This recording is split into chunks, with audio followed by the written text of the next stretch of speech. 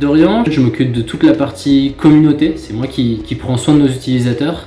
Et je m'occupe aussi de tout ce qui est réseaux sociaux et communication digitale. Moi c'est Quentin, je suis responsable trade marketing chez InNotion. Mon rôle c'est d'être garant des relations, des liens entre InNotion et l'ensemble des revendeurs. Et je suis connu comme étant l'homme du terrain d'ailleurs chez InNotion.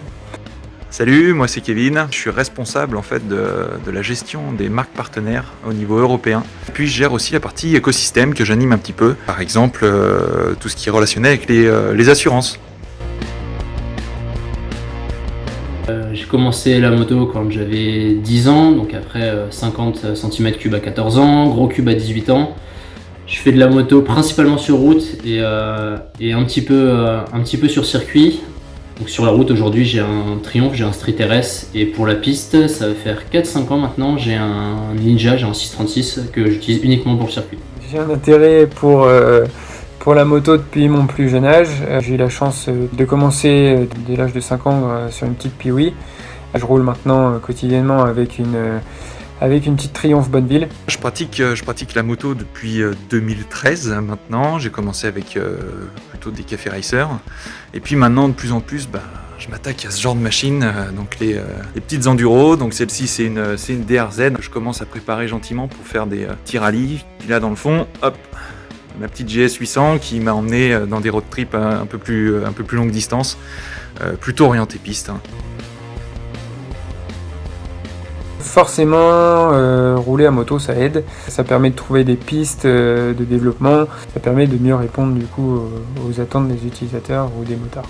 Bon, en étant celui dans la boîte qui roule le plus, on va dire, en off-road, soit donc en enduro ou en trail adventure, et du coup je mets un peu au service cette pratique aussi, en testant les produits, en étant là aussi pour faire quelques petites études de marché, pour savoir quelles sont en fait vos attentes. J'ai bossé pas mal sur la partie airbag obligatoire au Dakar. Aujourd'hui dans l'équipe je suis le seul à faire du circuit assez régulièrement, donc on me pose souvent ma question sur les combinaisons, les exigences liées au circuit. Je fais aussi la passerelle avec certains pilotes sur des championnats nationaux et mondiaux. Donc on me sollicite souvent mon avis pour tout ce qui est spécifique à la piste. Je fais partie de ceux pour qui le moindre équipement est une contrainte. J'ai tendance à pousser toujours plus au sein de la boîte pour dire mais faites-nous quelque chose qui soit confort, qu'on puisse ne pas sentir et puis qui soit pas du tout contraignant à porter sous notre veste. Côté application, elle a beaucoup évolué. On a énormément d'idées, que ce soit des utilisateurs, de nous, chez nous en interne. On a concentré toute notre énergie sur l'appel d'urgence ces derniers mois. Des choses que j'apprécie le plus en fait dans l'application mobile, notamment le fait de pouvoir changer de mode de conduite. Et donc moi celui que j'attends tout particulièrement, c'est celui qui va nous permettre de rouler dans les chemins, comme je le disais. Et c'est en bonne voie.